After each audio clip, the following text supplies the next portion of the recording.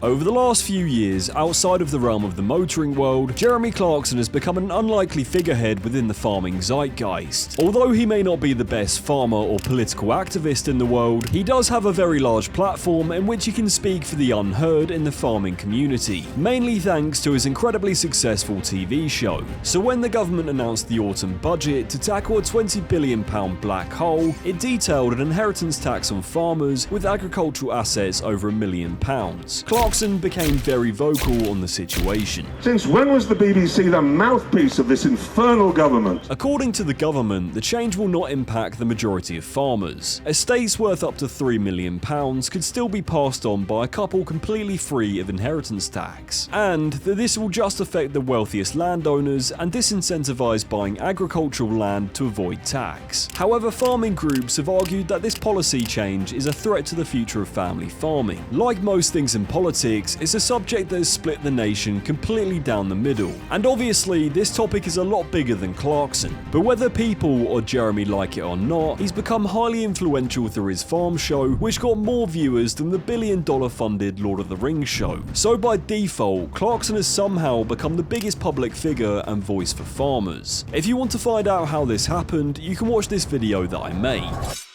But first, thank you to today's sponsor, Proton Mail. Proton Mail is an email service that protects your email contents with end-to-end encryption and zero-access encryption, which means any of your messages and attachments can only be seen and decrypted by you and the people that you choose to share your data with. Not even Proton can see it, so any of your weird messages are safe and hidden away. They even did a TED Talk explaining how they felt inspired to protect people's data against big tech. Unlike major corporations, Proton doesn't monetize your data and doesn't build a profile about you to target you with ads. Another great benefit to Proton Mail is that it does it all in one. Email, drives, docs, VPN, and password manager. It makes the whole chore of internet security so much easier having it all in one place. You can also seamlessly switch between continents if you want, which comes in handy if you're trying to watch certain films on streaming platforms. Not only that, the user interface is so much simpler and easier to use than other providers, so make sure to sign up for Proton Mail using the link in the description of this video. Right,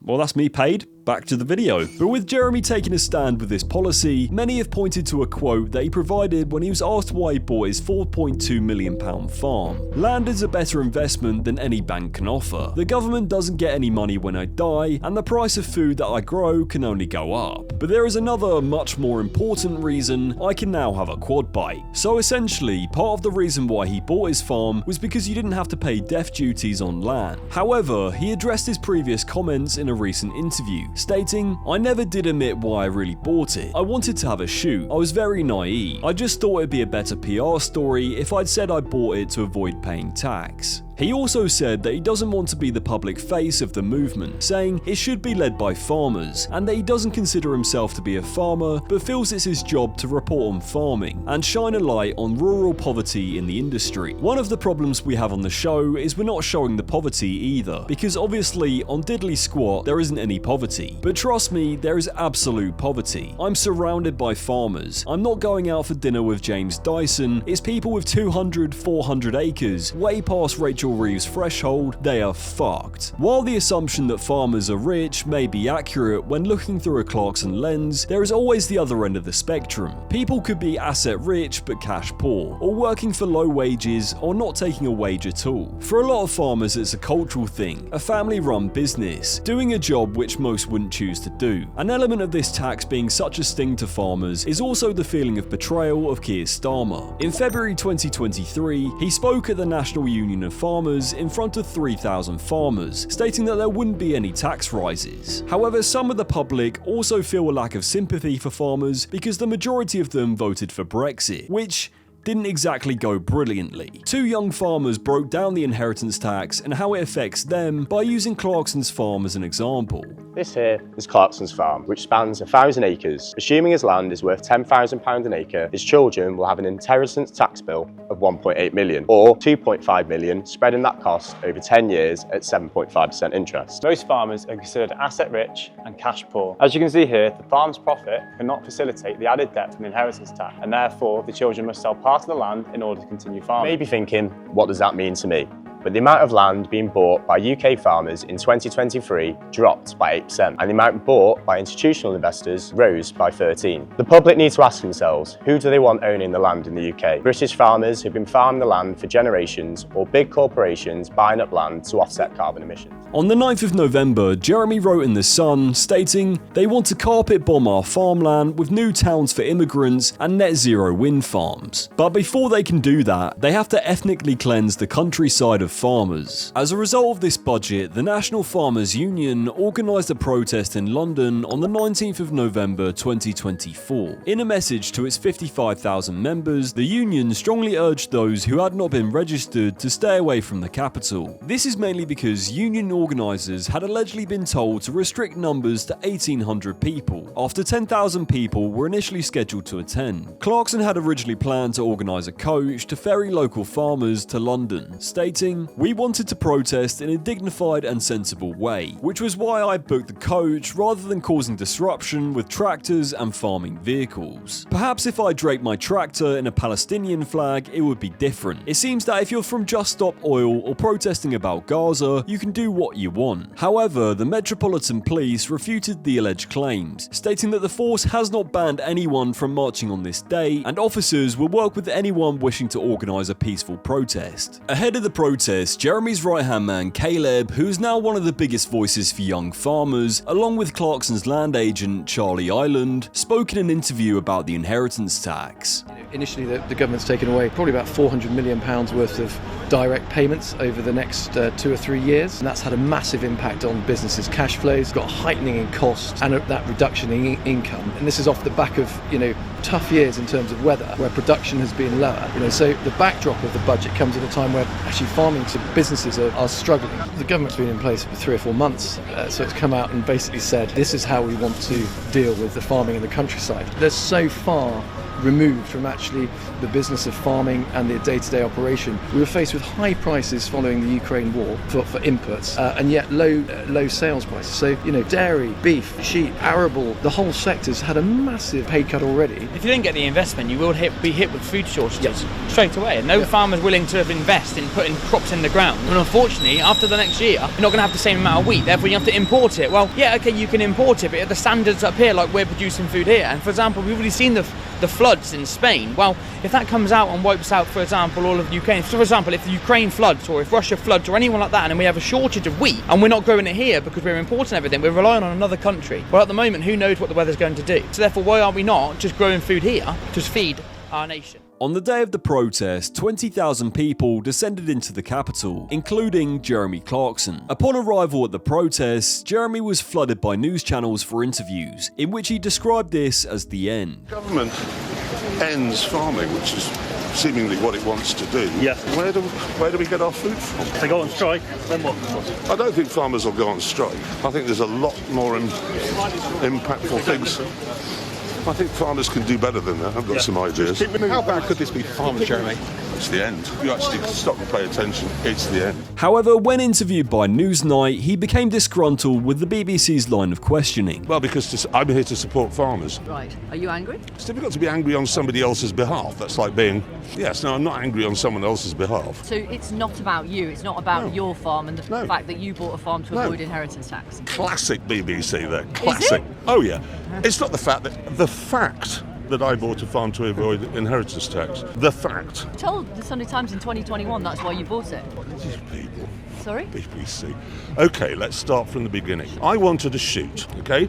That's even worse to the BBC. I wanted a shoot, which comes with the benefit of not having to pay inheritance tax. Now I do. But people like me will simply put it in a trust. And so long as I live for 7 years, that's fine. And as my daughter said, you will live for 7 years. You might be in a deep freeze at the end of it, but you will live for 7 years. But it's incredibly time consuming to have to do that. And why should all these people have to do that? Why should they? So one of the reasons Rachel Reeves says she brought this in is to stop wealthy people using it as a way No, of that was the only reason she did. Well, no, the other reason was to raise money for public services. Are you listening to this? Have you tried to get a GP appointment lately? Yes, Right. I just recently had a heart attack. Okay, so you know it's tough. Yes. So where should they get the money from if it's not from farmers? From farmers. With You hear that, everyone? with BBC assets. thinks you should be paying for everything. Mr. Which, Clarkson, okay, you do know you it's know not the how many BBC's people view. pay inheritance tax in this country? 4% of estates. What? 4% of estates. 4% pay inheritance tax. 96% of the population of the UK does not pay inheritance tax. After this becomes law, 96% of farmers will. And where have you got I the know. 96% figure Well, from? you've got 96%.